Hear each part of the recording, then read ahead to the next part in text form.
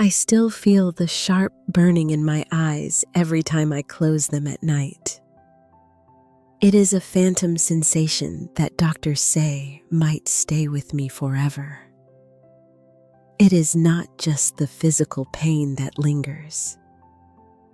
It is the images burned into my memory. The look on my son's face shifting from begging to uncontrollable rage. The metallic shine of the drain cleaner bottle catching the kitchen light for a split second. And then the invading darkness mixed with an indescribable pain that stole my breath and dropped me to my knees on the floor I had swept with care so many times. My name is Claire Anderson. For 68 years, I built a life that many would consider lucky. I became a widow young, it is true, but I transformed the small bakery I inherited from my father into Anderson's Bakery. It was the most beloved shop in the heart of our downtown. My hands kneaded dough for weddings, baptisms, and graduations for 3 generations of families. The smell of my bread and pastries became part of the city landscape, just as much as the old churches or the skyline. Raising Gavin alone was never simple. His father, Robert, passed away when Gavin had just turned 5. A car accident on the highway took him in an instant, leaving me with a budding business and a little boy who asked every night when Daddy would come back. I worked 16-hour days. I slept on flour sacks when necessary. I saved every penny so my son could go to the best private school in the city. You will be someone important, I whispered while tucking him in. You will make your father proud from heaven. Perhaps that was my first mistake, loading those small shoulders with the weight of such big expectations. Gavin grew up feeling he was never enough, that every achievement was overshadowed by the ghost of an idealized and absent father. He graduated with honors. Yes, but he never found his path. He jumped from job to job, from relationship to relationship, always restless, always looking for something that seemed to slip through his fingers. I did not see the signs, or perhaps I did not want to see them. The sudden disappearances, the loans becoming more frequent, the phone calls at odd hours. It is just a bad streak, I told myself while writing another check to get him out of trouble. All young people go through hard times, but Gavin was no longer young. At 42, his temples were starting to turn gray, and worry lines had permanently settled between his eyebrows. That morning in March, the air in the kitchen was heavy with humidity. The rainy season had started hard, and dark clouds seemed parked over the city. I was preparing my traditional cornbread to take to the bakery. My hands worked the dough by pure muscle memory, a rhythm perfected over decades of practice. I think now with bitter irony that I was so focused on shaping that dough that I failed to shape my own son's character. The slamming door announced his arrival. Gavin entered the kitchen like a hurricane soaked not by rain, but by a cold sweat that made his shirt stick to his body. His eyes were so much like mine jumping nervously from one side of the room to the other, unable to hold eye contact with me for more than a second. "I need to talk to you, Mom," he said with a trembling voice. I wiped my hands on the apron embroidered with butterflies, a gift from my friend Rachel on my last birthday. I looked at him closely as he sat across from me. The signs of deterioration were obvious to anyone who wanted to see them. The wrinkled shirt that was once white, fingernails bitten down to the quick, a slight but constant tremor in his hands. My heart sank, but I kept my expression calm. Years of running a business had taught me not to show weakness, not even to my own son. "I am listening," I said, simply continuing my work. The ground corn released its sweet aroma while my fingers formed small rolls that the city would eat for breakfast that morning. "I am in trouble, Mom. Serious trouble." He began running his hands through his thinning hair. "The Golden Chip Casino. They gave me credit. I thought I could make it back with a couple of good hands, but the cards did not cooperate." And now his voice broke. For the next few minutes, I listened to a story that froze my blood. Astronomical debts with dangerous people threats that were becoming less veiled. A final deadline to pay that expired in 48 hours. "How much?" I asked finally.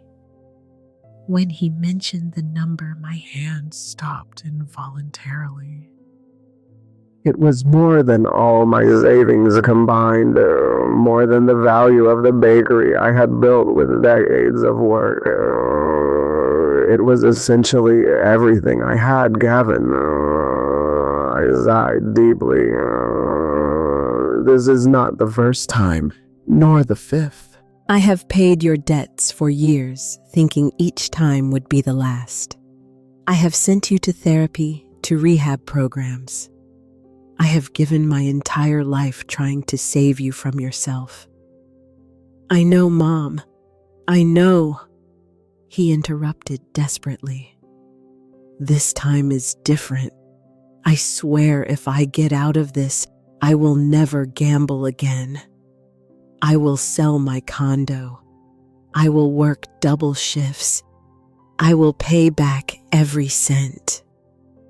How many times had I heard those same promises?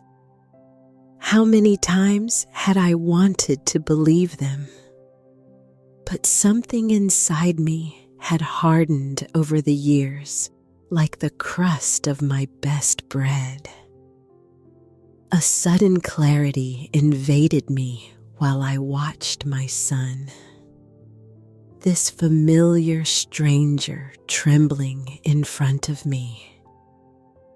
"I will help you," I said finally. But on one condition, his eyes lit up with hope. "Anything, Mom. Anything. Inpatient treatment, a full rehabilitation program for gambling addiction. No outpatient treatments this time, a real commitment." The transformation was instant and terrifying. The desperation on his face gave way to something I had never seen in him: pure, raw hatred. His features twisted into an unrecognizable mask. "You think I am sick?" He spat the words as if they were poison. "The only sick thing is being 80 years old and still controlling every aspect of my life." Do you know what they say about you in the neighborhood, the bread witch? That is what they call you. The old woman who needs money while her son barely survives. Every word was a stab, but I kept my composure. I am not 80 years old, Gavin.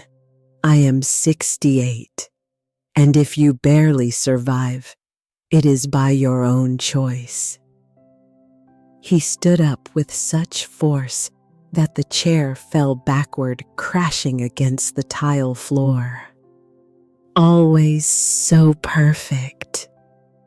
The great Claire Anderson. You think I do not know what you did? You think I would never discover the truth? His question threw me off. What truth was he referring to? But before I could question him, I saw him head to the cabinet under the sink where I kept cleaning products. With frantic movements, he started digging through bottles and jars.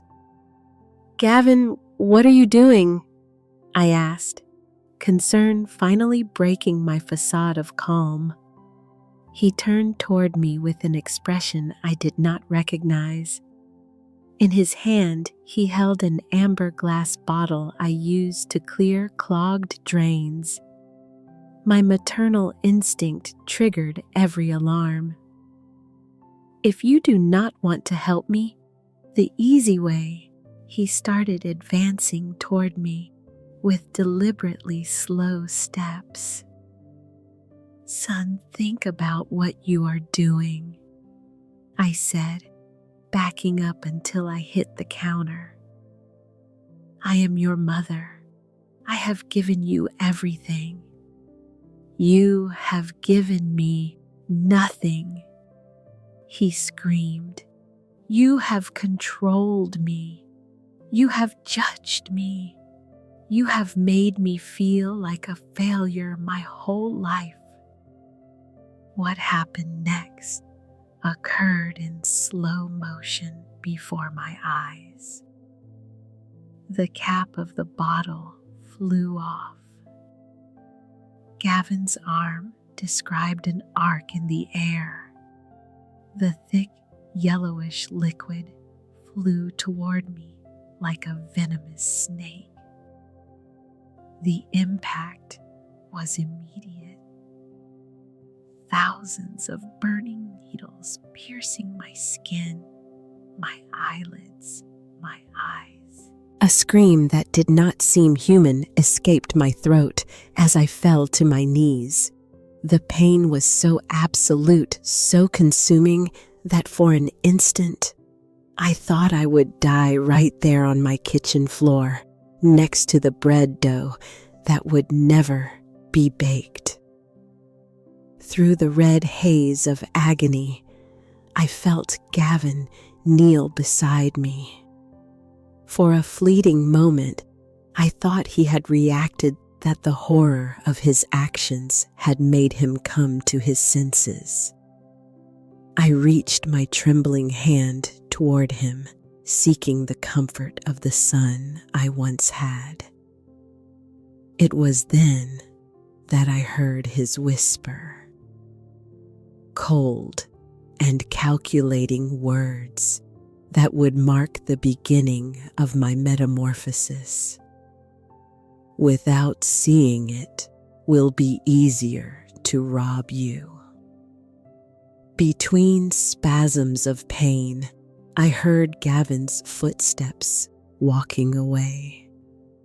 The front door slammed shut, leaving me alone with my agony. Time lost all meaning while I dragged myself across the kitchen floor, trying to reach the sink.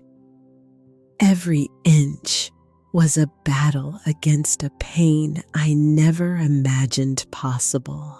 With shaking hands, I managed to open the faucet and put my face under the stream of cold water.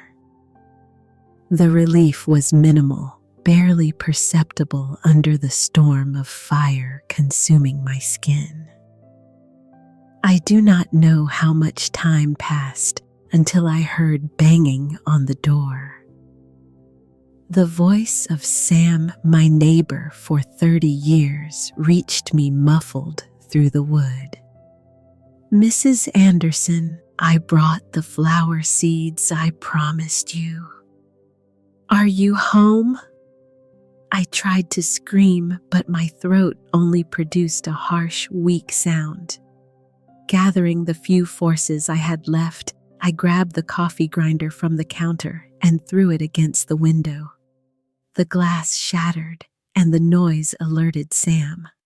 What followed was a confusing whirlwind of sirens, medical voices, and the antiseptic smell of St. Gabriel Hospital. I remember fragments. Sam's horrified face when he found me. His steady hands holding mine during the ambulance ride. The paramedics rushed questions about what type of substance had come into contact with my eyes. "My son," I managed to articulate between sobs. "Gavin did this to me." The disbelief on their faces was evident even through my blurry and distorted vision. What son would be capable of something like that? Any other day, I myself would have shared that disbelief. But Gavin's whispered words kept echoing in my head like a perverse mantra. Without seeing it, will be easier to rob you. The doctors worked with clinical efficiency. Endless eye washes, injections for pain that barely mitigated the sensation of having burning coals where my eyes used to be. Ointments for the burns spreading across my cheeks and forehead. When they finally finished, they bandaged my eyes and moved me to a private room. "Mrs. Anderson." Dr. Sullivan's voice was grave but compassionate. "We've done everything possible to neutralize the acid, but I must be honest with you. The burns are severe, especially in the left eye. There is damage to the cornea and possibly the retina. It is premature to give a definitive prognosis, but you must prepare for the possibility of significant vision loss." His words hit me like a wrecking ball. How would my life be without being able to see? How would I run the bakery? How would I recognize the faces of my regular customers? How would I read the old love letters Robert wrote me during our courtship? "Is there any chance of total recovery?" I asked with the thread of a voice. The doctor's sigh was answer enough before he spoke. "In cases like yours, it is extremely rare. We can hope for some improvement with time, perhaps some peripheral vision in the right eye, but it would be irresponsible to promise a full recovery." That night alone in the hospital room, I cried until I ran out of tears. I cried for the light of dawn I might never see again, for the colors of the flower market I visited every Sunday, for the expressions of children when they tasted my sweets for the first time. I cried for the betrayal of my only son, for the maternal love that had been answered with the most visceral hate. But above all, I cried for my own blindness. Not the physical one, but the emotional one that had prevented me from seeing Gavin's true nature for so many years. It was in those dark hours between physical pain and emotional devastation that something extraordinary happened. When I pulled back one of the wet compresses they had placed over my bandages, I noticed a fleeting flash of light from the corner of my right eye. Initially, I thought it was my imagination, a visual memory clinging desperately to my consciousness. But when I moved my head slightly, the flash changed position. With a racing heart, I lifted my hand in front of my face, and there it was, a blurry shadow moving at the edge of my visual field. It was not much, barely diffused shapes, without details or clear colors, but it was vision. My right eye was not completely destroyed. The discovery should have filled me with hope, but instead, an idea began to form in my mind. An idea so bold, so reckless, that it scared me with its calculated coldness. What if I pretended to be completely blind? What if I let Gavin believe his attack had been a total success? What would he reveal? What would he do if he thought I was completely helpless? The decision was not easy or quick. All night I debated with myself the moral and practical aspects of such a deception. Would it not be more sensible to simply report him?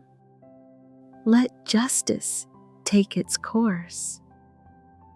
But then I remembered the countless times I had paid lawyers to get him out of minor trouble, judges who had been lenient because of his good family background, evidence that mysteriously disappeared when he had to face consequences.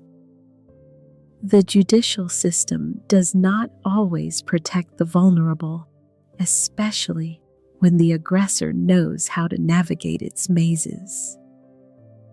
When Dr. Sullivan came to check on me The next morning, I had made my decision. "Doctor," I said with a trembling but determined voice, "there is something I must tell you." I told him about the flash of vision in my right eye, but also about my plan. At first, he seemed shocked. "What you are suggesting is ethically questionable, Mrs. Anderson.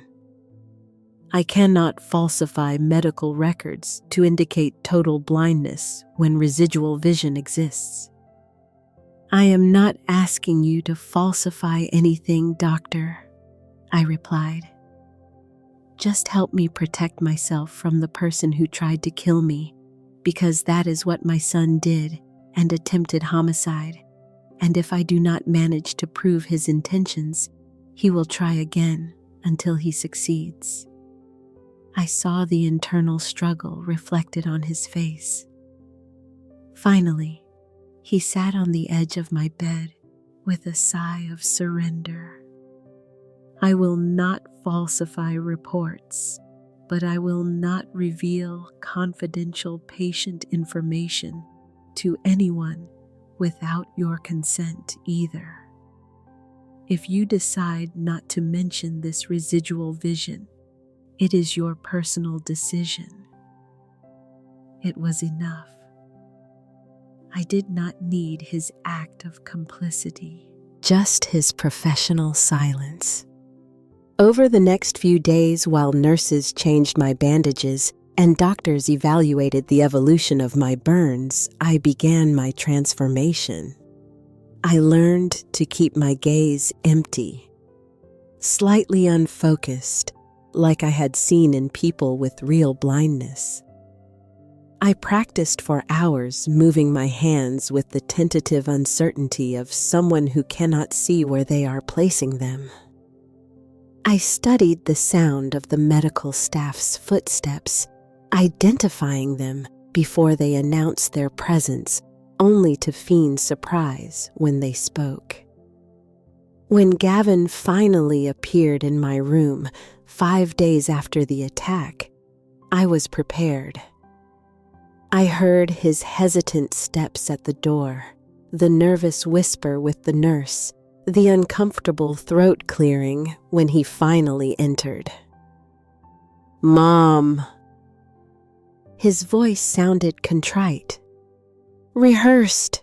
How are you feeling?" I turned my head in the direction of the sound, calculating deliberately wrong, facing my face about 8 into his left. "Gavin, is that you?" I asked with a weak voice, reaching my hand toward empty space. I saw him tense up through my limited peripheral vision. His posture changed subtly, shoulders relaxing back, straightening. It was the posture of someone who has just confirmed they have emerged victorious from a battle. "Yes, Mom, it is me."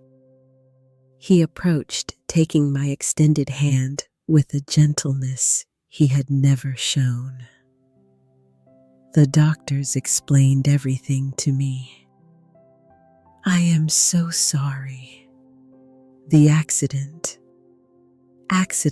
I interrupted, keeping my face expressionless.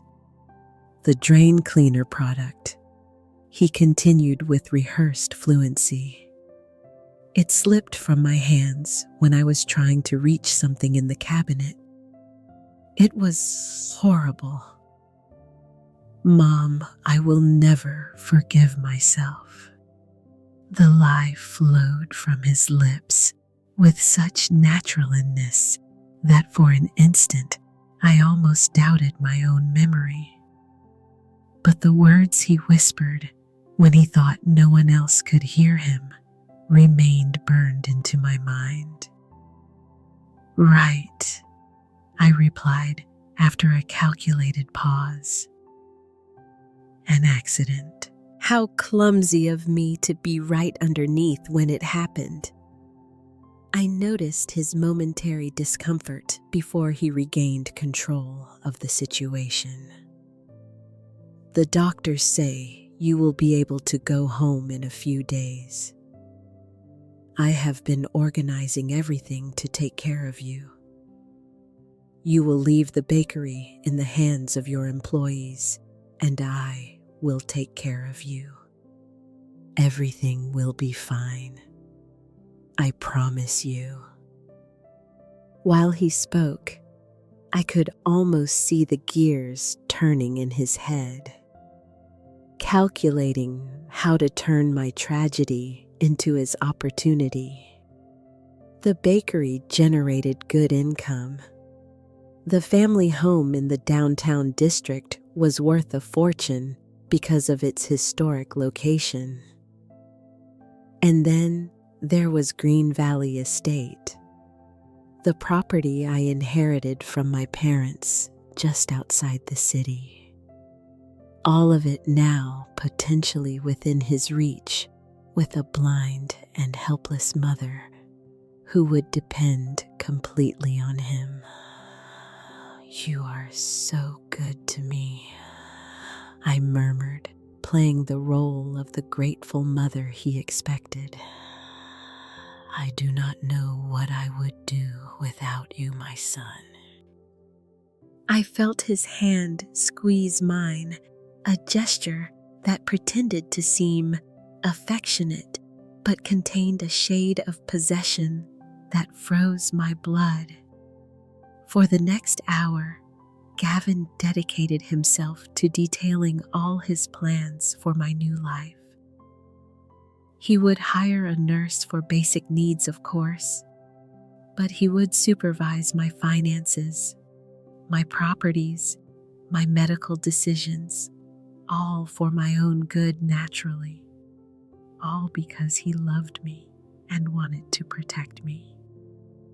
When he finally left, promising to return the next day with papers that would need my signature to facilitate the paperwork. I allowed myself to release the breath I had held during his entire visit. The performance had been exhausting, but effective. Gavin had taken the bait completely. That same night, when the nurse on duty, Martha, came to administer my medications, I made an impulsive but necessary decision. I need to use your phone, I told her in a low voice. Mrs. Anderson patients are not allowed to, she began. My son tried to kill me, I interrupted firmly. And he will try again if I do not get help. Please. Something in my tone must have convinced her, because after a moment of doubt, I felt the weight of the cell phone in my hand. 5 minutes, she whispered, and I never told you to do it. With trembling fingers, I dialed the number I knew by heart. Sam answered on the second ring. It is Claire, I said without preamble. I need your help, but no one must know, especially Gavin. In the few minutes that followed, we established the foundations of what would become my survival plan. Sam, with his military background and meticulous attention to detail, would be my anchor in the outside world. We agreed on a communication system through Martha, who turned out to be his niece. A providential coincidence that I interpreted as a sign that my path, although dark and dangerous, was the right one. When the call ended, I leaned back in the hospital bed with a contradictory mix of emotions. Terror for what awaited me, yes, but also an iron resolution I had not felt in decades. The compliant Claire, the mother who justified every mistake of her son, had died on that kitchen floor. In her place, a woman was born willing to do the unthinkable to survive and get justice. 3 days later, I returned to the house where I lived for more than 4 decades. Gavin insisted on driving me personally from the hospital, narrating the landscape we passed as if he were doing me an extraordinary favor. We are passing by the city park, Mom. The flowers are beautiful. What a pity you cannot see them, he commented with fake sadness. Oh, there is a new building on the corner of Main Street. How fast the city changes, right? Every word was a stab, a deliberate reminder of what I had lost. But I limited myself to nodding and smiling weakly, feeding his sense of power. The less threatening he perceived me, the more careless he would become. Upon arriving home, I was surprised to find Rachel waiting for us at the door. My lifelong friend threw herself on me, hugging me tightly while sobbing against my shoulder. Claire, my dear friend. When Sam told me about the accident, I could not believe it. What horror! What a tragedy! I noticed the immediate tension in Gavin at Rachel's unexpected presence. It was not part of his plan to have witnesses to my return home. Rachel, what a surprise, he said with barely disguised coldness. Mom needs to rest now. Maybe you could visit her another day. Nonsense, Rachel replied with the familiarity of someone who has known Gavin since he was in diapers. I have prepared everything, chicken soup just how Claire likes it. her favorite sheets with lavender scent. I even rearranged the furniture to make it easier to move without tripping. Through my limited peripheral vision, I saw how Gavin struggled to keep his composure. He had not counted on Rachel's interference in his plans, but contradicting her openly would raise suspicions. "It is very kind, but I am already taking care of everything," he insisted. "I have hired a nurse who will start tomorrow, a professional." "Wonderful," Rachel replied without flinching. "Then you will not mind if I stay tonight with her, right, to facilitate the transition?" The silence that followed was tense, loaded with unspoken implications. Finally, Gavin yielded with a forced smile. "Of course not. Mom will be delighted with your company." What Gavin did not know was that Rachel's presence was part of my strategy. During that first night at home, while he thought we were sleeping, Rachel and I had a crucial conversation in barely audible whispers. I revealed everything to her. The deliberate attack, Gavin's words, my remaining partial vision, the plan that was starting to form. Unlike Dr. Sullivan, Rachel showed no ethical doubts. Her indignation was immediate and visceral. "That monster," she hissed with contained fury. I always knew there was something twisted in him, even when he was a child. The way he looked at the neighborhood cats, how he smiled when something upset you. I should have said something. "Do not blame yourself," I assured her, squeezing her hand in the dark. I would have refused to listen. A mother rarely wants to see the worst in her child. "What do you need from me?" she asked without hesitation. "Eyes and ears," I replied. "You cannot stay permanently. Gavin would find a way to push you out, but you can visit regularly, observe changes in the house, notify Sam if something seems suspicious, and above all, help me contact someone else." "Who, Lieutenant Evans?" I said the name Sam had given me, a police officer who cannot be bought easily. "If we are going to catch Gavin, we will need irrefutable proof and authorities willing to act when we have it." The days following my return home were a strange dance between predator and prey. Me feigning absolute helplessness, Gavin playing the role of devoted son while weaving his web around me. Every morning, he entered my room with an exaggerated "Good morning, Mommy," which he had never used before, bringing breakfasts that he carelessly left out of my reach. "Oh, sorry," he would say with fake concern when I groped the air looking for the coffee mug. "I am still not used to your condition." I learned to move through my own house as if it were an unknown maze, calculating every step with the insecurity expected of someone recently deprived of vision.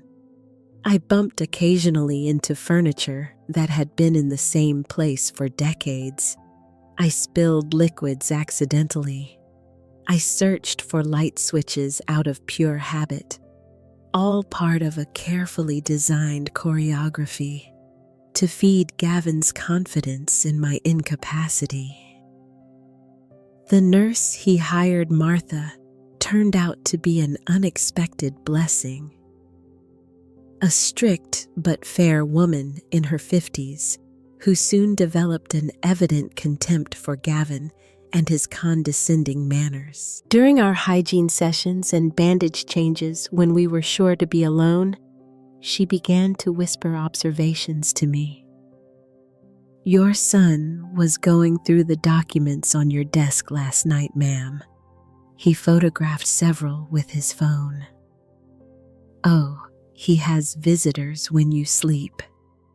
Men who speak in low voices, who smell like expensive tobacco and cheap cologne.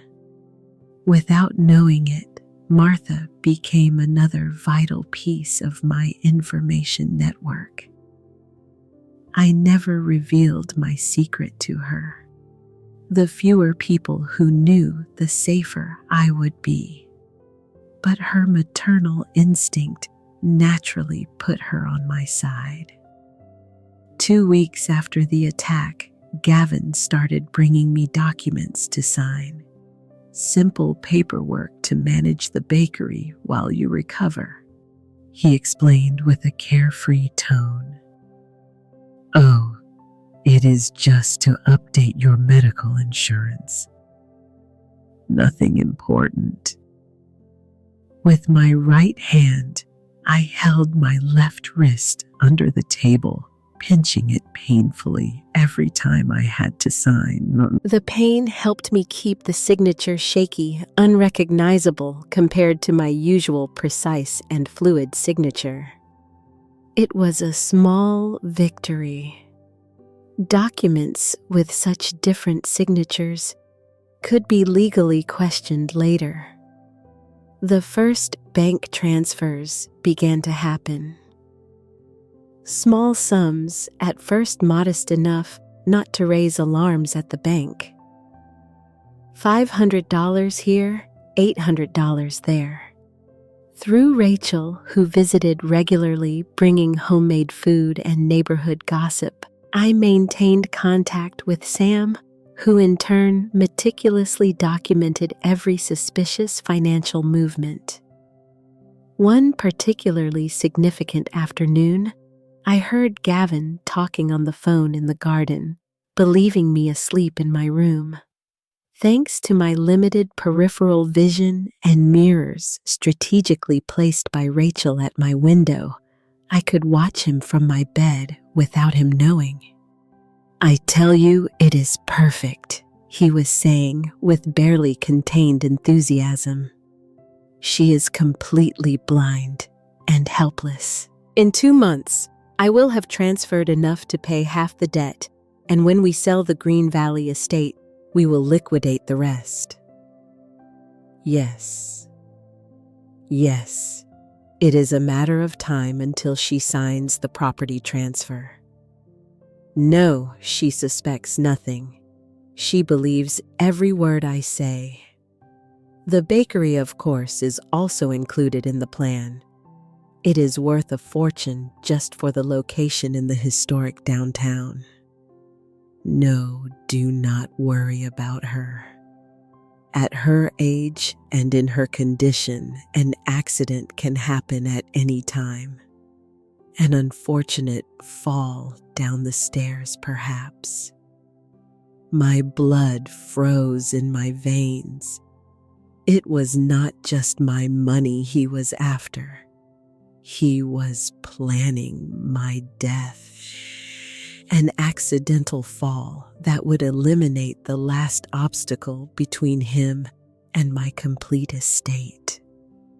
Fear paralyzed me momentarily, but it was quickly replaced by an iron determination. It was a race against time, and the finish line was literally my survival. That night, I waited until I heard Gavin snoring from his room. I got up stealthily, and guiding myself by the blurry outlines I could distinguish, I reached the kitchen phone. I had memorized the number Sam gave me during his last casual visit to the house. "Lieutenant Evans," I whispered when a raspy voice answered on the other end of the line. "This is Claire Anderson. Sam told you about me. I need your help urgently. My son is planning to kill me." 2 days later, under the pretext of a medical appointment, Sam picked me up to take me to Dr. Sullivan's office. In reality, we headed to a discreet coffee shop in a neighborhood far from downtown. There, at a secluded table in the darkest corner of the place, Lieutenant Evans was waiting for me. Mrs. Anderson, his voice was deep but kind, his hands rough when he shook mine. Sam has brought me up to speed on your situation. I must say your plan is unconventional. Desperation breeds desperate strategies, Lieutenant, I replied, keeping my gaze deliberately unfocused. Even though in the dim light of the cafe with my dark glasses, no one would notice I could partially see. For the next hour, I explained all the details.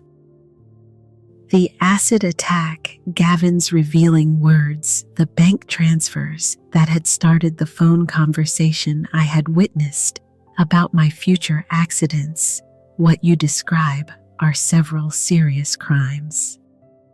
The lieutenant commented after listening to me carefully. Attempted homicide, financial fraud, document forgery. But we need concrete proof evidence that no lawyer can discredit. What do you suggest? Sam asked. Always practical. Hidden microphones, Evans replied without hesitation. Cameras in strategic points of the house. We need to capture confessions, incriminating conversations, access to documents and accounts without authorization. Is it legal? I questioned, although at that point legality worried me less than my survival. In normal circumstances, it would require a court order, he admitted. But since it is your property, if you install the devices voluntarily as a personal security measure, facing a credible threat against your life, there is a certain gray area we could use. It was not the most comforting answer, but it was enough. We agreed on the logistical details. Sam would provide access to the house when Gavin was away. Robert Evans' nephew, who specialized in security systems, would install the equipment discreetly.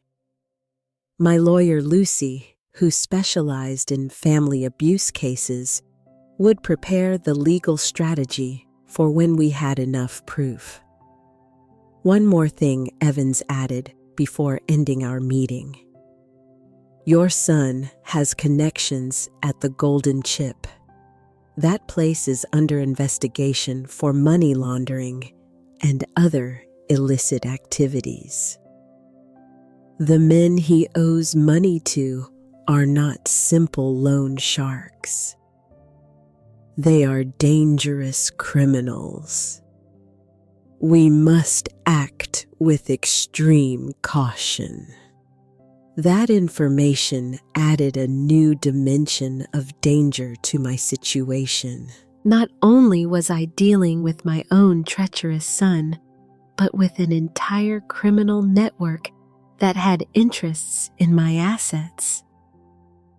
During the following weeks, our operation unfolded with the precision of a Swiss watch. I used every absence of Gavin to allow small modifications in the house. A repositioned painting hiding a tiny camera, a decorative vase with a microphone in its base. Even my own white cane was equipped with a recording device. My performance as a blind woman was perfected until it became second nature. I learned to use the Braille system the hospital social worker taught me, even though I could vaguely distinguish printed letters with my peripheral vision. I started attending occupational therapy at the Vision Rehabilitation Center, where I learned genuine techniques to navigate as a non-sighted person, which I incorporated into my repertoire of deceptions. Dr. Veronica, the psychologist at the Institute, became another unexpected ally. During a particularly emotional session when we were sure to be alone, I revealed part of my truth. I am not completely blind, doctor, I confessed in a low voice. Her expression went from surprise to confusion.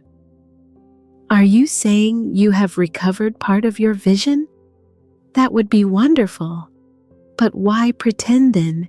Because the man who did this to me, my own son, believes he achieved his goal, and I need him to keep believing it until I can prove it." After a long silence, she replied, "As a health professional, I cannot actively participate in a deception. But as a woman who has seen too many cases of family violence go unpunished, I will not interfere with what you consider necessary for your safety." Her discreet approval meant more than I could express. She provided valuable information on how blind people really navigate the world.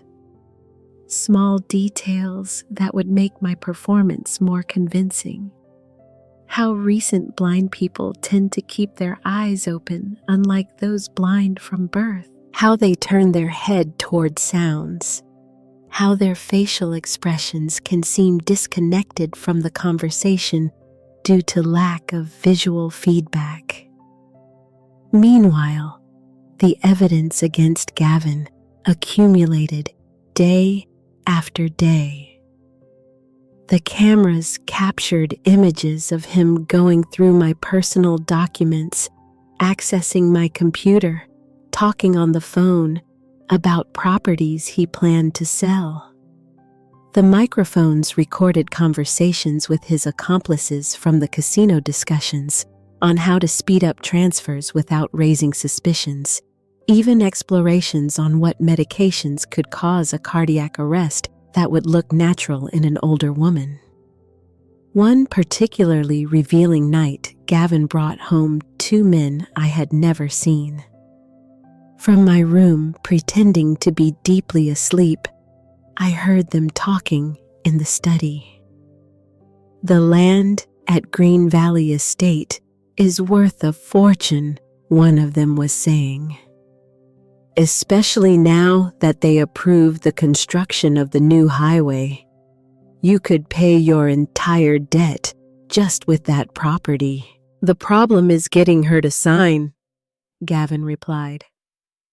"Lately, she has become suspiciously reluctant even in her state, as if something made her doubt."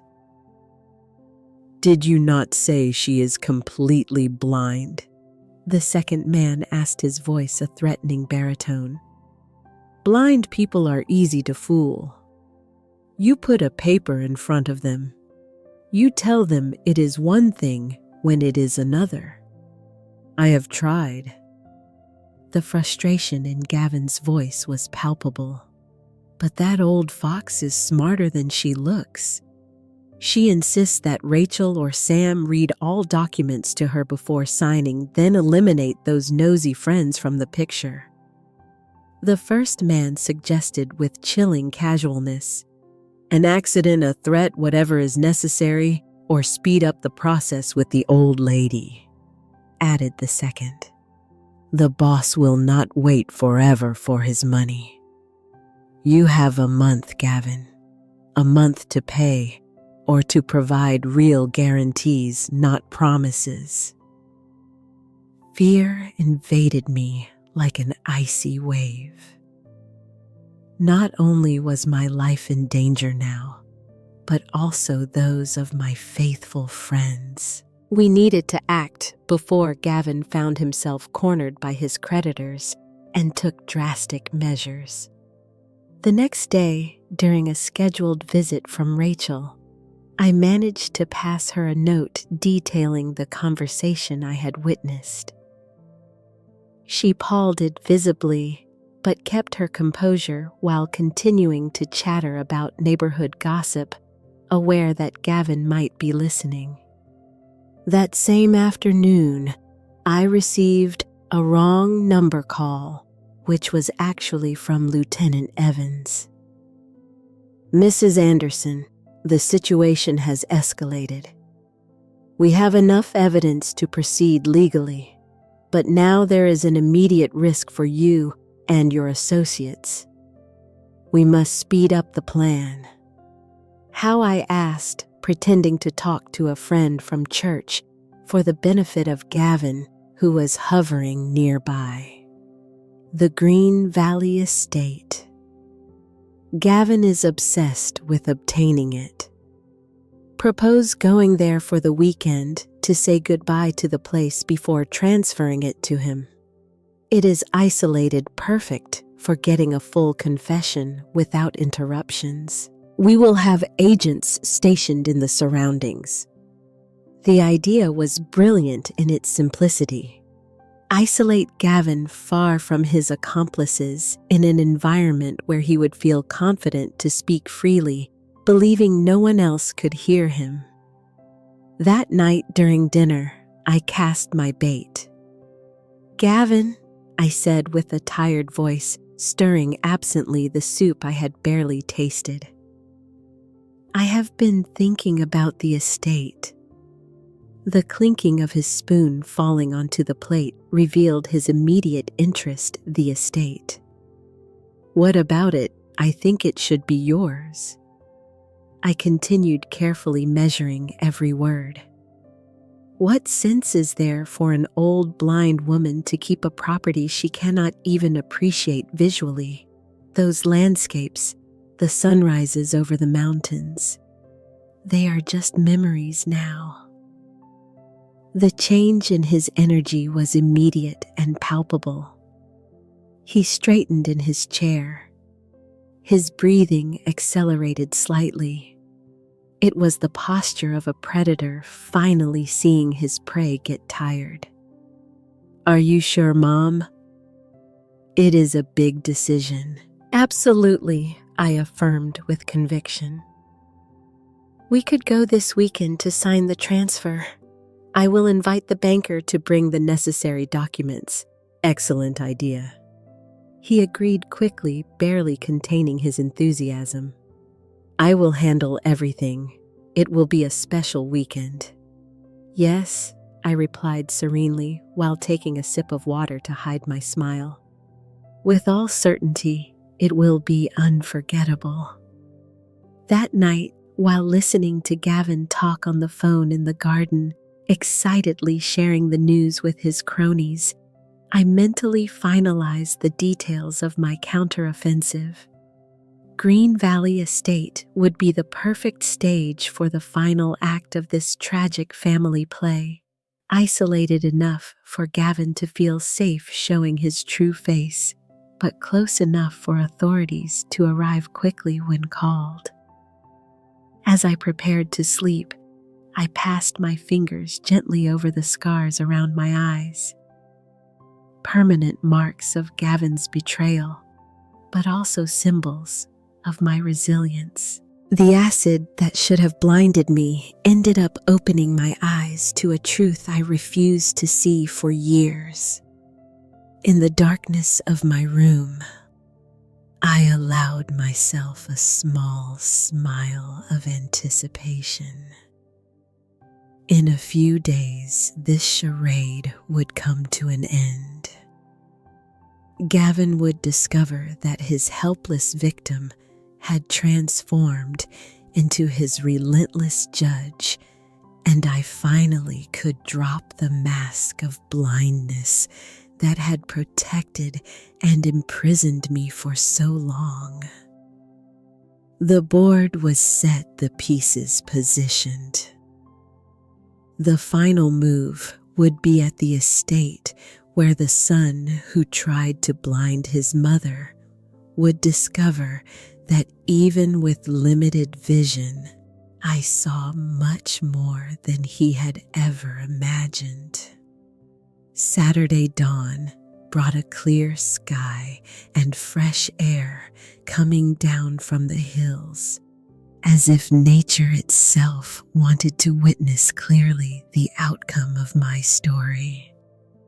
I woke up before the roosters, mentally reviewing every detail of the plan.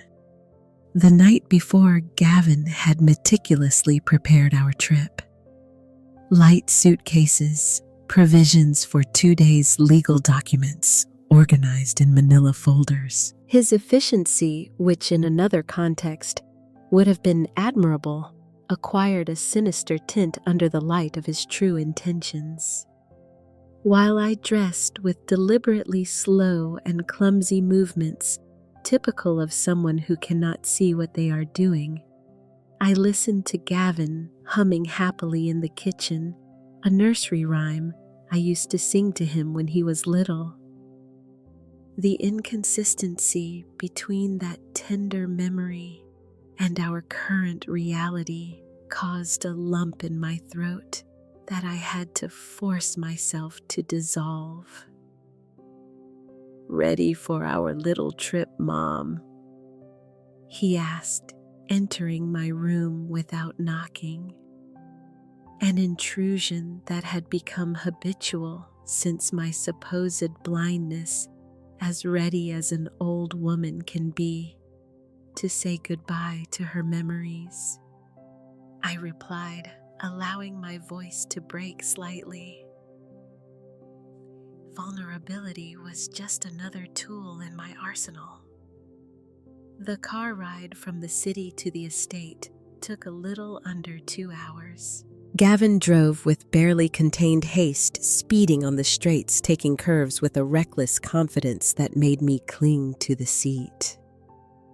During the journey, he maintained incessant chatter about the wonders he planned for the future of the estate. We could turn the east wing into a spa, he rambled enthusiastically. Luxury tourism is booming, and with those panoramic views, imagined the prices we could charge. I nodded, occasionally mumbling vague sounds of approval while my mind was busy checking every element of my preparation. Under the left sleeve of my blouse, I wore a tiny microphone taped with medical tape developed specifically for this operation. The device transmitted in real time to receivers located in vehicles stationed strategically at the edge of the property where Lieutenant Evans and his team were waiting. When finally the car began to descend the dirt road leading to the estate, I felt a mix of anxiety and determination hardening in my chest. The main house emerged after a curve a century old, construction of stone and wood, with red tile roofs and a wide porch surrounding the structure. The place where my parents had raised cattle, where Robert had proposed to me under the old oak tree, where Gavin had taken his first steps among chickens and sheepdogs. Home sweet home, Gavin commented with a tone that combined nostalgia and greed while parking in front of the main entrance. The house was surprisingly well maintained. We had hired a local groundskeeper to take care of the property during our absences, which had become longer in recent years. The smell of freshly cut wood and fresh herbs indicated someone had prepared the place for our arrival. "The bank will send its representative tomorrow morning," Gavin announced while taking the suitcases inside, "so we will have time to tour the property." For old time's sake, his consideration was as fake as my blindness. I knew from Lieutenant Evans that no bank official was coming. The plan was simple. We needed Gavin to feel safe, confident that we were completely alone, so he would lower his guard and reveal his true intentions. During the afternoon, Gavin insisted on taking a walk through the estate grounds. He guided me with exaggerated solicitude, describing non-existent changes in the landscape, inventing improvements in infrastructure that remained exactly as I remembered them. My white cane tapped rhythmically on the ground as we walked, every impact registering our conversation with perfect clarity. After the walk, Gavin prepared herbal tea, which we served on the wide porch. The sun began to set, painting the surrounding mountains with golden and purple hues. Through my limited peripheral vision, I could appreciate fragments of that spectacle I had contemplated fully so many times in happier days. It is curious, I commented gently, rocking the cup in my hands. When I lost my sight, I thought the hardest thing would be not seeing loved faces, the landscapes, the colors. But I discovered that what is truly painful is not being able to read intentions in people's eyes, becoming vulnerable to deceptions I would have detected instantly before. Gavin tensed imperceptibly. Life takes unexpected turns, he replied vaguely. But you have me to protect you, Mom. I will always be looking out for your interests. My interests? I asked with feigned innocence. Or yours? A dense silence settled between us, broken only by the singing of crickets starting their night symphony. What are you insinuating? His voice acquired a defensive edge. Nothing, son. Just reflecting out loud. The conversation drifted toward lighter topics during dinner, which consisted of simple dishes Gavin had brought prepared from the city. I avoided the wine he offered repeatedly, aware that I would need all my senses alert for what was coming. When night fell completely over the estate, we moved to the main living room. A fire crackled in the stone fireplace, fighting the mountain chill that always descended with darkness. I settled into an old leather armchair that had belonged to my father while Gavin poured brandy into 2 crystal glasses to new beginnings. He toasted, extending a glass toward me. I took it with studied care, pretending to grope for the glass. What kind of new beginnings do you have in mind, Gavin? For you, peace and tranquility. No financial worries, no responsibilities. I will take care of everything, just like you took care of me the day I was making bread in the kitchen. I dropped the question like someone dropping a bomb with lethal softness. Gavin's glass produced a sharp clink as it was placed abruptly on the coffee table. It was an accident, Mom. We have already discussed this. It was time to press to push him toward the confession we needed to capture. I took off my dark glasses with deliberate slowness, exposing my damaged eyes to the flickering light of the fire. Do you know what is the most painful thing about being blind, son? It is not the constant darkness. It is knowing that the last image burned into my memory is the face of my only son, while he threw acid into my eyes. Are you confused? He replied quickly, but his voice had lost firmness. The trauma, the medications.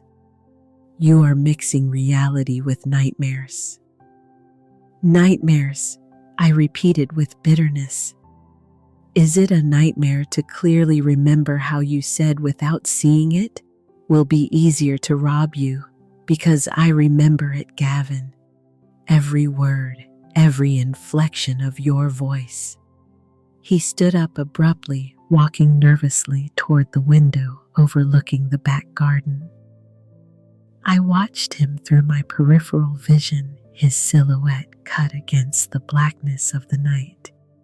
His shoulders were tense, his hands restless. "Have you been talking to someone?" he accused, finally turning toward me. Sam, Rachel. They are filling your head with absurd ideas. No one needs to tell me what I saw with my own eyes before losing them, I replied calmly. What I need to understand is why. Why would your own son try to destroy me so cruelly? You know nothing. He exploded, finally punching the wall. You and your damn bakery, your spotless reputation, the great Claire Anderson example for the whole community. Do you have any idea what it is to live under your shadow, being always Claire's son and never Gavin? His words gushed like an uncontainable torrent, years of resentment overflowing in the quiet of the night. I tried everything,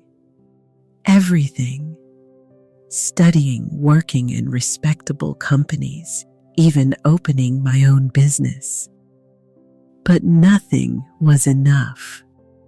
Nothing compared to your success. And meanwhile, you kept growing, expanding, accumulating properties, recognition money that should be mine. By right. I repeated, genuinely surprised by the magnitude of his distortion. Every penny I earned with decades of honest work. Waking up before dawn, going to bed after midnight, saving to give you the education your father and I never had. Lies, he screamed, getting dangerously close. Do you think I do not know where the money really came from to buy the house downtown or this estate? My father was not the saint you pretend. He had shady dealings with local landowners, and you knew it. You are as guilty as him. The accusation left me momentarily speechless. Where had he gotten such a fantasy? Robert had been an accountant at a textile company, an honest man to the core who died in a car accident when returning from visiting a client. Your father was an honorable man. I responded, finally standing up from the armchair with dignity. And you have disgraced his memory with every one of your actions.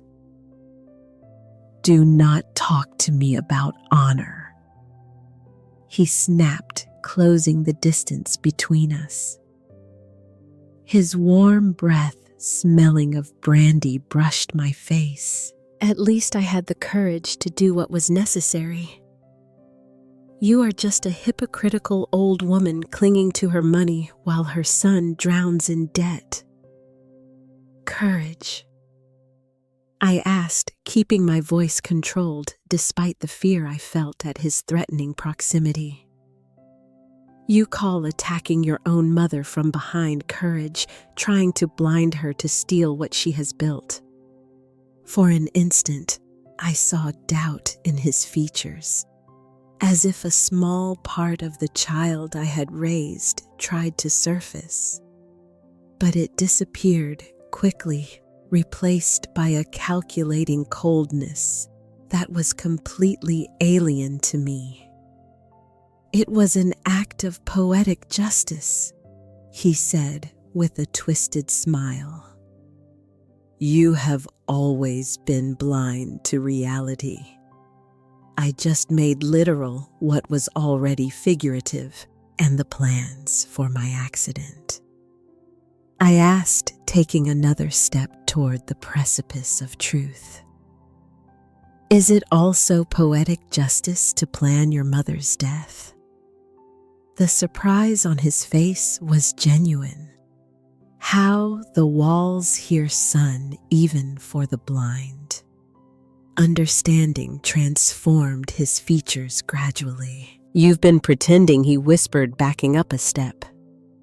"You can see." It was the moment of final revelation.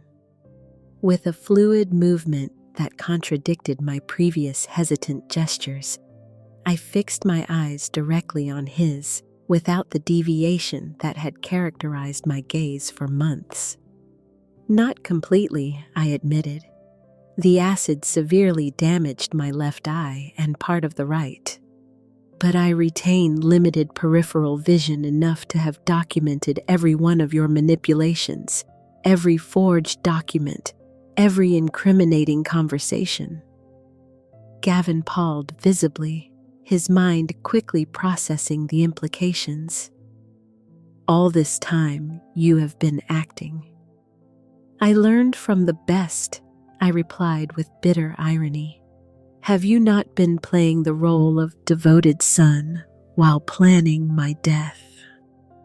His expression shifted from shock to fury in seconds. "Damn you!" he roared, lunging at me with hands extended toward my neck.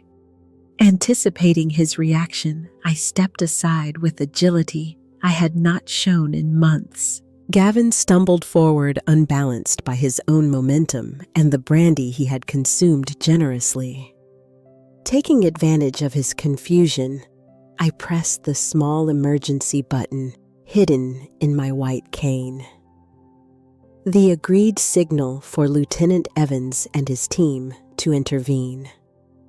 "It is over, Gavin," I declared with a firm voice, keeping distance while he recovered. "Every word you said tonight has been recorded. Agents are surrounding the estate as we speak." As if to confirm my words, the sound of vehicles approaching on the access road broke the night stillness. Police lights began to flash, illuminating the room intermittently through the windows. "Liar!"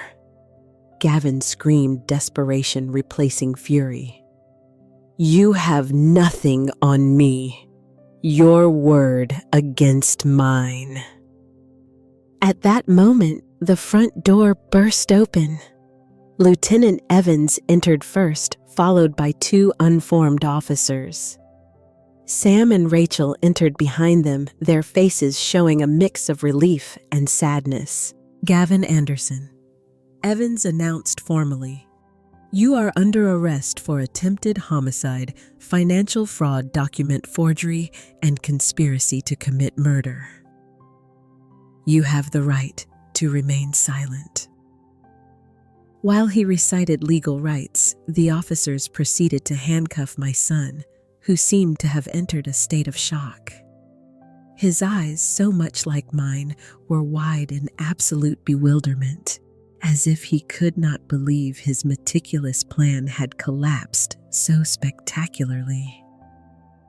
"Mom," he muttered as he passed me, escorted toward the exit. "You cannot do this. I am your son precisely because you are my son." I responded with pain but firmness. "I cannot allow you to continue on this destructive path. True love implies responsibility even when it hurts." Once Gavin was put into the police vehicle, I let myself fall heavily onto the sofa, feeling months of tension leave my body, leaving me exhausted but strangely light. Rachel sat beside me, taking my hands in hers. "You did it, Claire," she whispered, tears shining in her eyes. "It is over." "No," I corrected gently, looking out the window as the police convoy drove away, taking the son I had loved my whole life. "The real challenge is just beginning." Lieutenant Evans approached, holding a small recorder. "We have everything we needed and more." His confession is irrefutable. With the evidence accumulated during these months, he will face a considerable sentence. I nodded slowly, thanking his efficiency, but finding no satisfaction in the result. There were no winners in this story, only different degrees of loss and pain. I spent that night at the estate, refusing to return immediately to the city. I needed space to process everything that happened, to reconcile with the new reality I had helped create. Sam and Rachel insisted on staying with me, taking turns keeping watch.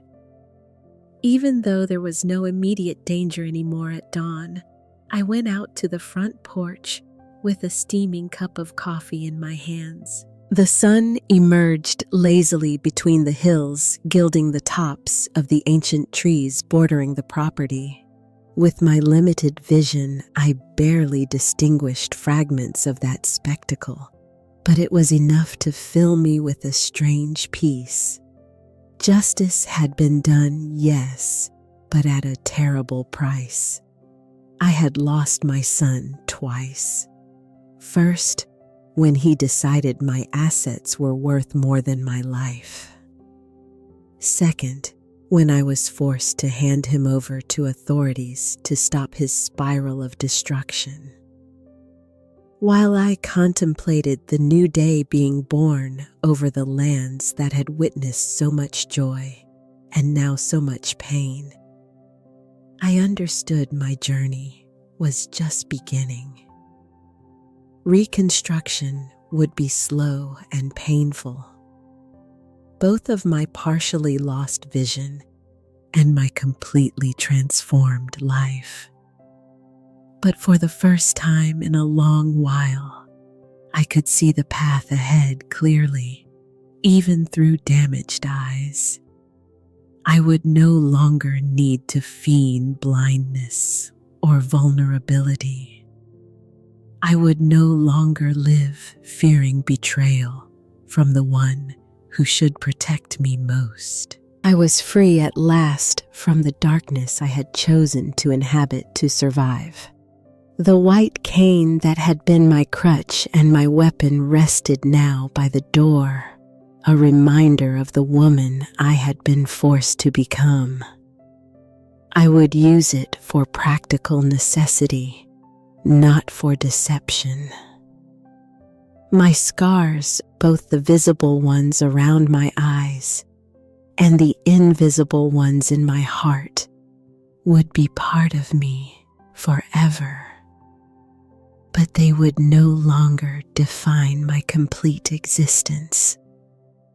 The truth, like acid, burned on contact. But unlike acid, the truth could also heal, purify, liberate. And while the sun ascended fully over the hills, illuminating every corner of Green Valley Estate, I promised myself to embrace that truth, however painful it might be, and build with it a future that neither betrayal nor hate could threaten again.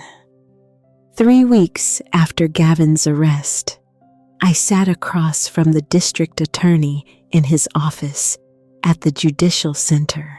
The smell of old books and fresh coffee filled the air, while the official, a man in his 60s with deep wrinkles on his forehead, meticulously reviewed a file on his mahogany desk. "Mrs. Anderson." He began, finally taking off his reading glasses with a tired gesture. "We have a solid case against your son. The evidence is overwhelming. Recorded confessions, forged documents, testimonies from his accomplices who have decided to cooperate in exchange for reduced sentences." I nodded slowly, feeling the weight of every word like stones on my chest. However, He continued, leaning forward with a worried expression. We have discovered something during the investigation that complicates things. A chill ran down my spine. What do you mean? The DA extracted a different folder from his drawer. This one with a red confidentiality stamp. During the search of the Golden Chip Casino, our agents seized documents and electronic equipment. Among them, we found this. He slid a photograph toward me. It showed two men talking in what seemed to be a luxurious office. One was clearly Gavin. The other was identical to him, except for a scar running down the right side of his face from temple to lip corner. I do not understand, I mumbled, although a terrible suspicion began to form in my mind. Who is this man? According to records we have been able to verify, the DA replied cautiously. His name is Mark, but we have run facial recognition tests, and there is a 99.8% probability that he is a direct relative of your son, a twin to be precise. The room began to spin around me. I held on to the edge of the desk to keep balance while scattered fragments of memories began to align in my mind like pieces of a macabre puzzle. That difficult pregnancy, the doctors warning me there were complications, the premature traumatic birth me unconscious for days due to severe hemorrhaging. Robert, with a devastated expression, informing me that only one of our twins had survived. It is not possible! I whispered more to myself than the DA. The other baby died at birth. I am afraid not. Mrs. Anderson intervened Lieutenant Evans, who had remained silent in a corner of the office until then. We have investigated exhaustively. Your husband gave the second twin to his cousin in Columbia, Helen, who could not have children. The death certificate was forged. Robert's betrayal hit me like a physical slap. The man I had loved, idealized, and mourned for decades had lied about something so fundamental. He had separated our children, depriving me of one of them, denying both the twin bond that should have been theirs by right. Why? It was the only thing I could articulate. According to Helen's testimony, whom we located, the lieutenant explained. Robert considered it would be impossible to raise two babies with the limited resources they had then. You had just inherited the small bakery from your father. You were barely surviving financially. Helen could not conceive, and her husband was a prosperous businessman. He believed he was giving the child a chance at a better life. My mind traveled 4 decades back to those first years of constant struggle of grueling work to keep the bakery going while raising Gavin. Could I have handled 2 babies? The honest answer was probably no. At least, not without even greater sacrifices. But the decision should never have been Robert's alone. Mark knows. I began, unable to finish the question. Yes, confirmed the DA. He discovered the truth about 5 years ago when Helen fell ill and, fearing death, confessed everything to him. Since then, he has been watching you and Gavin. A chill ran through me, thinking of this unknown son watching us from the shadows, accumulating resentment for a life he never had, for a mother who never looked for him because she believed he was dead. What does all this have to do with the case against Gavin? I asked, trying to reconnect the dots. Lieutenant Evans approached the desk, extracting more photographs from the file. They were security camera captures, recorded conversations, electronic messages. All showed Mark interacting with the owners of the Golden Chip Casino, with loan sharks with Gavin. Mark introduced himself to Gavin as an investor interested in financing his projects, explained Evans. He never revealed his true identity. Over 3 years, he systematically entangled him in growing debts. He introduced him to gambling, lent him money he knew he could not pay back, exposed him to dangerous people, and when the situation became desperate, I continued, starting to see the pattern. Exactly, nodded the DA. It was Mark who began planting the idea that you were an obstacle, that your money could solve all of Gavin's problems. In recordings found in his apartment, we can clearly hear how he suggests, without saying it explicitly, that a blind mother would be easier to manipulate. I brought my hands to my face, feeling the whole world crumbling under my feet. Are you saying that my own son, my unknown son, orchestrated all this, that he manipulated Gavin to attack me? The evidence is conclusive, confirmed the DA. Mark executed a vengeance meticulously planned for years. His goal was not just you, but to destroy the entire family that was denied to him. He wanted Gavin to become the instrument of his revenge, that you suffer the ultimate betrayal at the hands of your favorite son, and that Gavin end up in prison losing everything you had given him. Where is he now? I asked with a voice barely audible. He was detained yesterday attempting to leave the country, replied Evans. He is in custody, refusing to speak to anyone except you.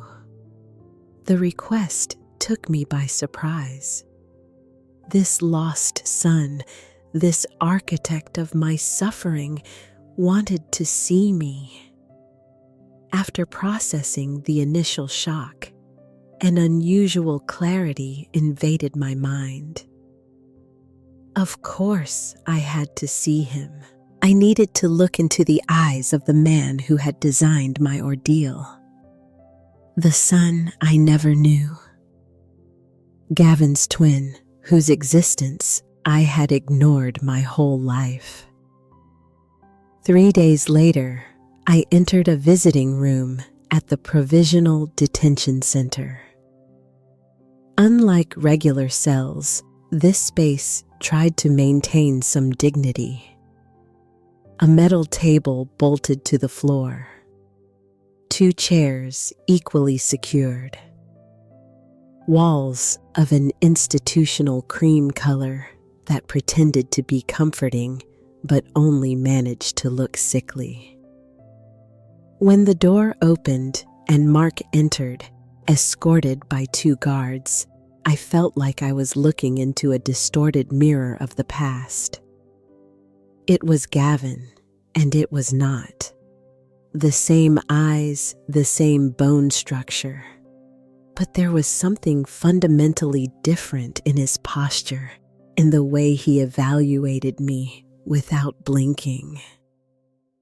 The scar crossing his face seemed almost deliberate, as if the universe had wanted to physically mark the difference between the twins. Life had separated, The guards handcuffed him to a metal ring on the table before withdrawing discreetly toward the door. We remained in silence, studying each other. What do you say to a son you never knew, to a son who orchestrated your destruction? You look like her, were his first words, spoken with a barely perceptible accent like Helen.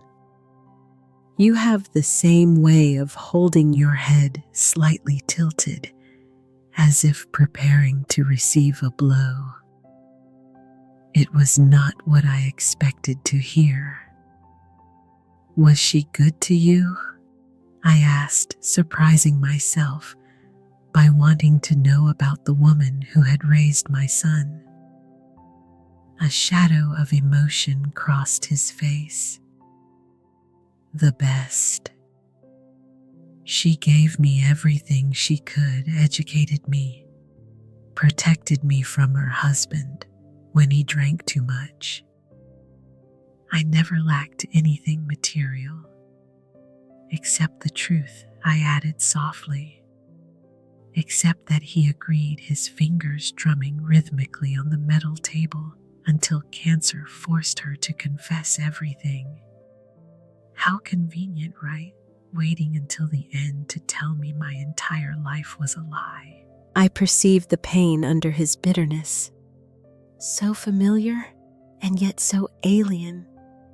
I cannot imagine what you felt. No. His laugh lacked humor. Imagine discovering your father gave you away as if you were an unwanted puppy, that your biological mother never looked for you, never questioned the story of your supposed death, that you have a twin brother who grew up receiving everything that was denied to you. The family name, the inheritance, the unconditional love of a mother. Every word was like a poisoned dagger. But I forced myself to keep composure. I never knew you existed, Mark. Robert told me you had died during birth. I cried for you for months, years. I kept a lock of your hair, the only tangible memory they allowed me to keep, in a locket I wore until Gavin turned 10. Something in his expression wavered, as if a tiny crack appeared in his armor of hate. Do you have any proof of that? Or do you expect me to blindly believe the woman who allowed me to be snatched from her side? Without answering directly, I opened the small purse I had brought with me and extracted an object wrapped in a silk handkerchief. I unwrapped it slowly on the table, an oval locket of aged silver. I found it among my things after Gavin was arrested. I explained while opening the delicate mechanism. Inside, protected by tiny glass, was a lock of dark hair tied with a faded blue thread. Here is the date. The day you were born, the day I lost you. Mark stared at the locket, his expression decipherable. He extended a handcuffed hand to touch it, but stopped halfway, as if fearing it might disintegrate on contact. Why are you showing me this? He asked finally, his voice barely a whisper. Because you deserve to know you were loved, that you were mourned, that you were never forgotten. I replied simply, what Robert did was unforgivable. He stole your identity, your family, your connection with your brother. He stole from all of us the possibility of being a complete family. A heavy silence fell between us, full of 4 decades of absence, of lost opportunities, of paths that never crossed. Do you know what is most ironic? Mark asked finally with a twisted smile that did not reach his eyes. That everything I did to destroy you ended up revealing the truth that was denied to me for so long. If I had not orchestrated this revenge, we probably never would have met.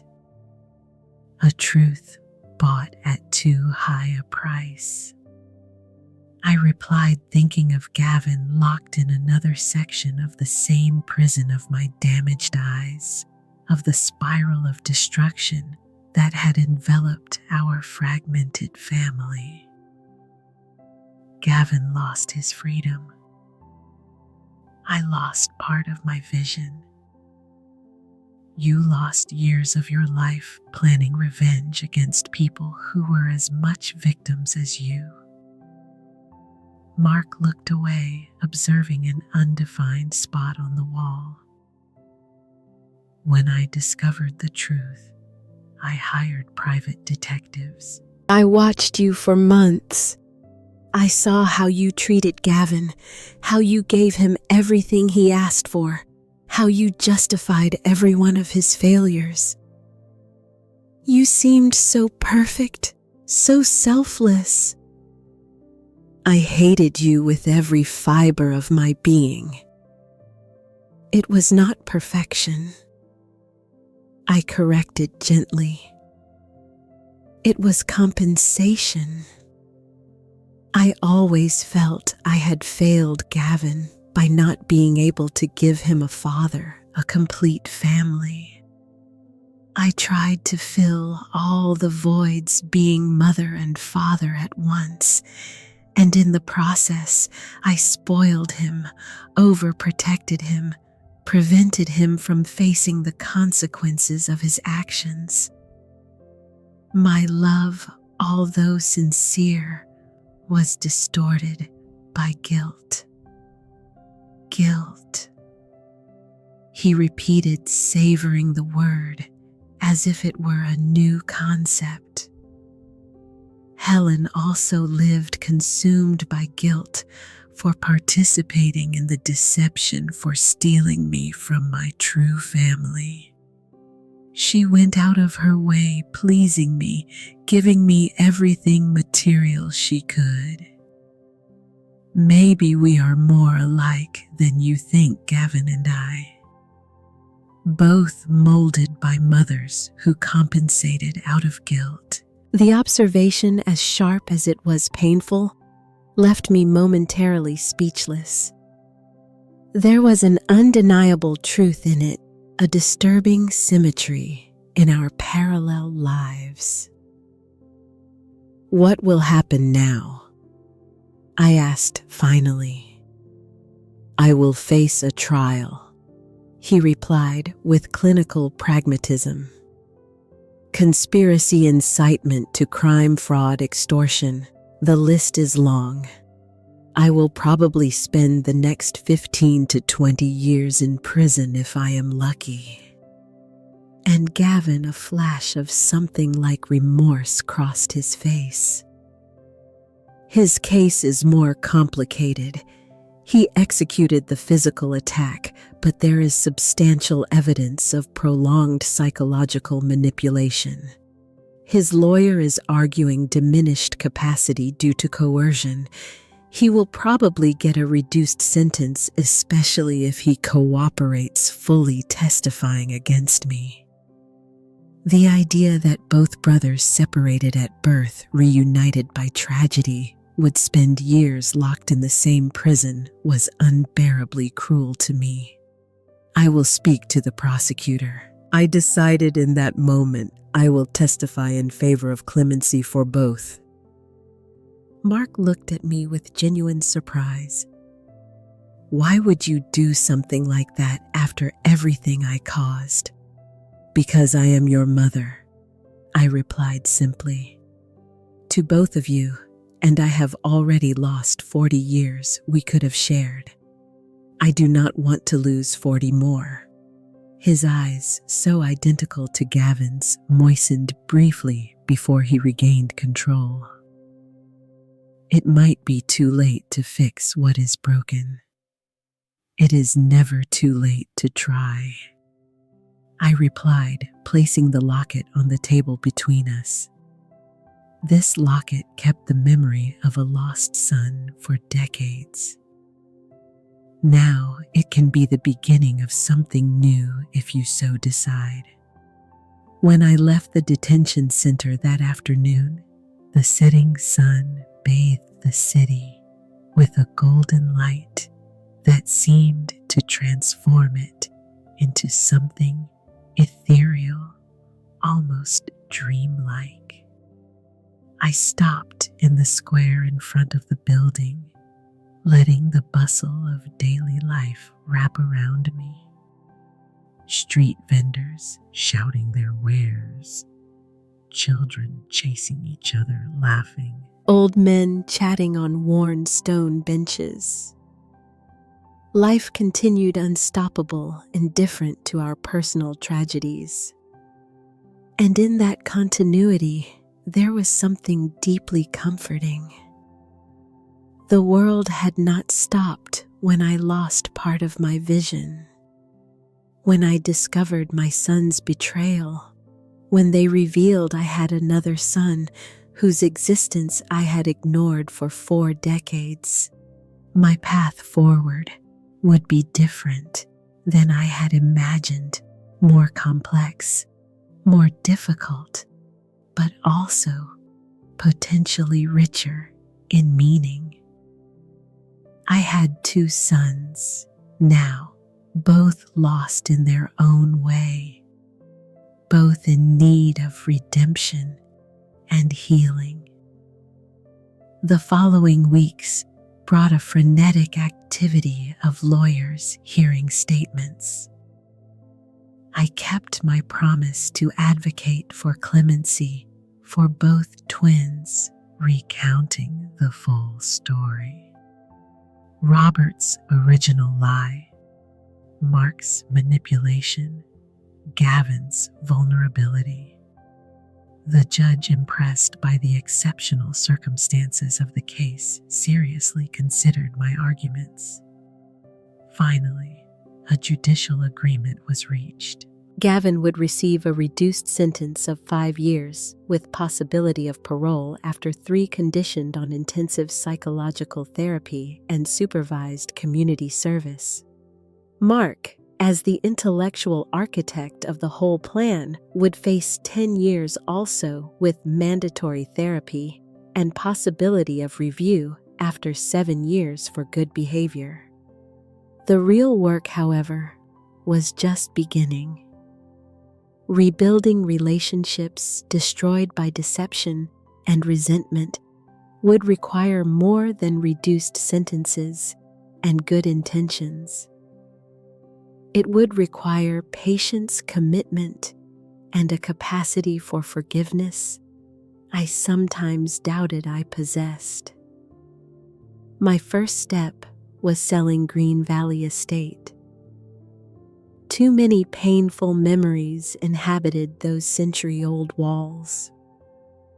With part of the money, I bought land near the downtown area and began construction of what would become the new Light Center, a space dedicated to the rehabilitation of visually impaired people and victims of family violence. The bakery continued to operate under Rachel's management, who turned out to have an innate talent for business that had remained dormant for decades.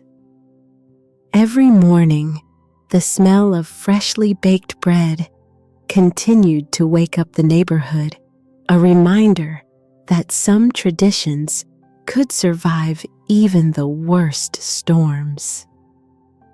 With my vision partially recovered, thanks to experimental surgery, I could distinguish shapes and colors enough to move with relative independence. The white cane remained my constant companion, but now it was a practical tool, not an element of an elaborate farce. I visited Gavin and Mark regularly in prison, at first separately, respecting their mutual hostility. Over time, we began joint family therapy sessions, painfully honest, but incrementally healing. Little by little, the twins began to recognize their reflection in the other. Same unconscious gestures, similar thought patterns, identical reactions to specific situations. The biological connection denied to them began to manifest shyly but persistently across 4 decades of separation.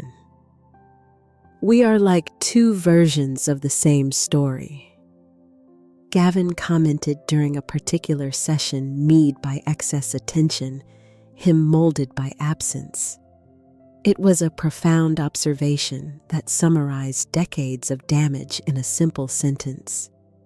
2 sons, 2 mothers, 2 divergent paths that finally had crossed in tragic circumstances. Healing would be a long process, maybe endless. But for the first time since that fateful day in my kitchen, I could glimpse a future where the 3 of us, marked by our scars, but not defined by them, could build something resembling a family.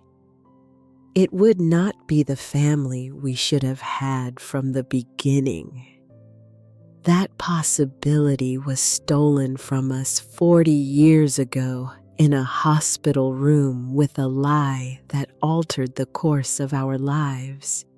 It would be something different, something forged in pain but sustained in truth. And perhaps with time, that truth would turn out to be more valuable than any fantasy of family perfection I might have imagined. Today, 3 years after that fateful afternoon in my kitchen, I look at my reflection in the mirror and barely recognize the woman looking back.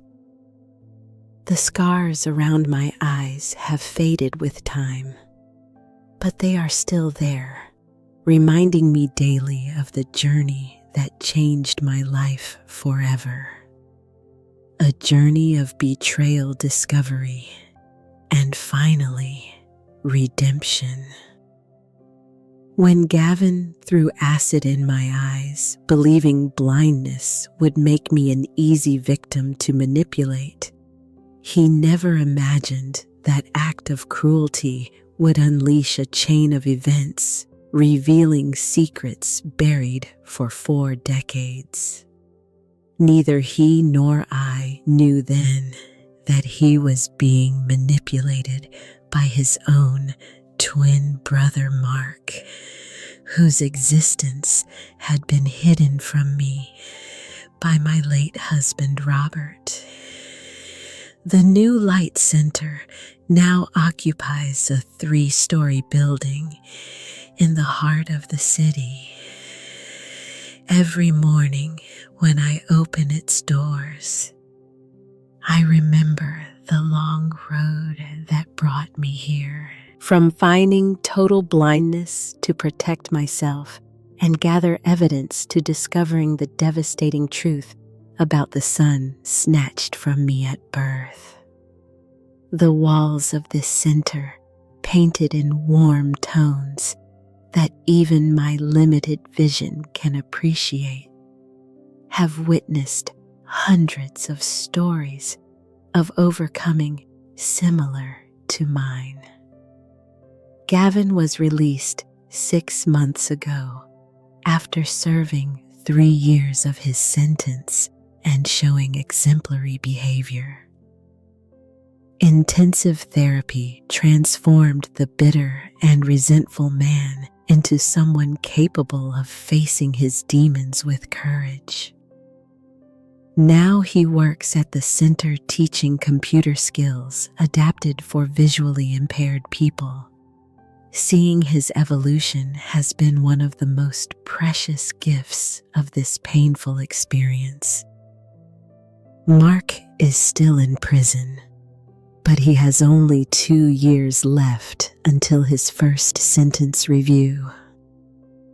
Our weekly visits have evolved from tense encounters full of recriminations to deep conversations where we both try to reconstruct the missing pieces of our lives. I discovered he inherited my passion for baking.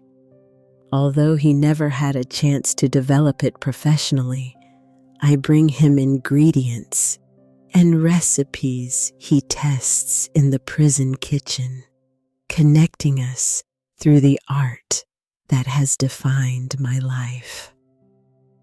The most surprising thing has been witnessing the slow approach between the twins. After months of mutual rejection, they began to recognize themselves in the other, finding similarities that transcended their separate upbringings. They have the same laugh, the same thoughtful gesture of scratching their chin, the same natural ability for numbers. It is as if nature had found ways to maintain their connection despite distance and time. Anderson's Bakery continues to thrive under the shared management of Rachel and partially Gavin. On weekends, I still allow myself the pleasure of baking some specialties, guiding myself more by touch and smell than by sight. My hands remember what my eyes can no longer fully see. The exact texture of perfect dough. The precise moment bread must come out of the oven. My vision will never be what it was. The damage to my left eye was permanent. And although the right allows me to distinguish shapes and colors, I still depend partially on my white cane and adaptations in my daily environment. However, I have come to value this new way of perceiving the world. Sometimes, when we lose a sense, the others sharpen in unexpected ways. My intuition, my listening ability, my tactile sensitivity have developed exponentially. If there is a lesson I would like to share with you, dear viewers, it is that darkness is never absolute. Even in the blackest moments of our lives, there is always a small light, a crack of hope to cling to. For me, it was that limited peripheral vision the acid failed to destroy. For you, perhaps it is an unbreakable friendship like Rachel's, a dedicated professional like Lieutenant Evans, or simply the inner certainty that you deserve better than abuse or betrayal. Revenge was never my real goal. Although initially moved by the desire for justice and protection, what I really sought was the truth. And the truth, however painful, liberated me from a life built on lies. It allowed me to meet the son I believed dead, understand the complexities that led Gavin down such a dark path, and finally heal wounds I did not even know I had. Today, at 71 years old, I look back not with bitterness, but with a strange gratitude for the road traveled. The physical and emotional scars I carry are maps of survival, not marks of victimization.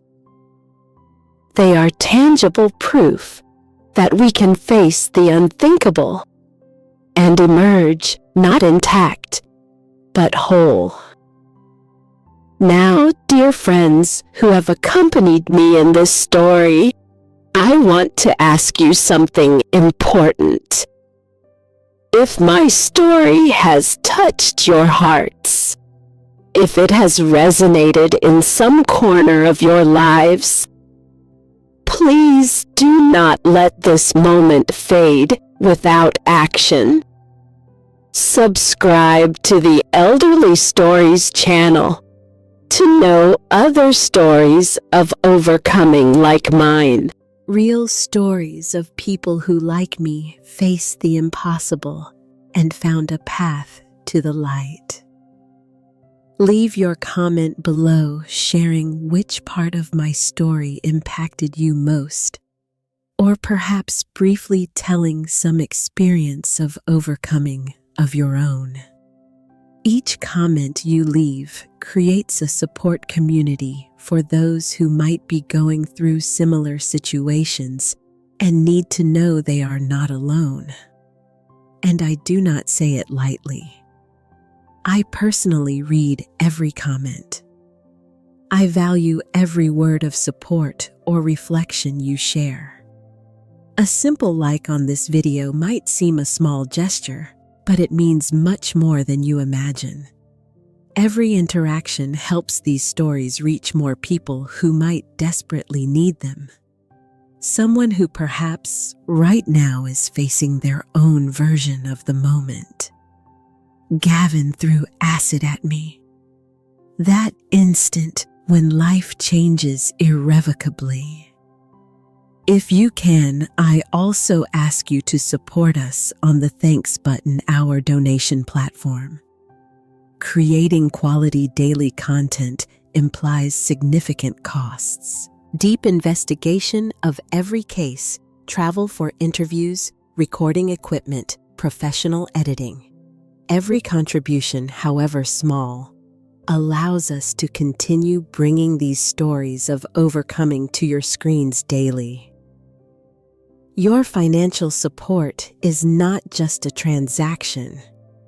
It is an investment in visibility for topics society prefers to ignore. Visit our other videos too. The Elderly Stories channel houses dozens of equally powerful testimonies. The story of Margaret, who recovered her grandchildren after her daughter was a victim of domestic violence. The tale of Jack, who at 80 faced the corporation poisoning his town's river.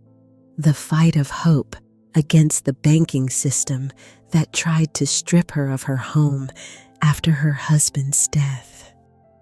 I say goodbye with a heart full of gratitude for having listened to me.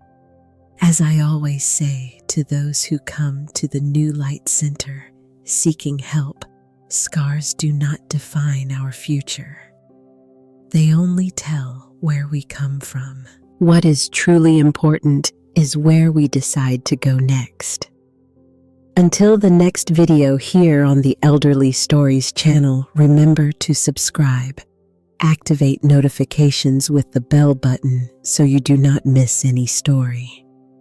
Leave your valuable comment, and if you can support us on the Thanks button, each of these gestures makes it possible for more stories like mine to reach those who need them most. Together, we are creating much more than a channel. We are building a digital shelter where difficult stories can be told without judgment and listened to with compassion. A space where grandmothers like me, with visible and invisible scars, can transform our personal tragedies into beacons of hope for others. Thank you for being part of this community. Thank you for allowing me to share my story. And above all, Thank you for remembering with me that even after the acid, after the betrayal, after the deepest pain, there is always the possibility of redemption in night.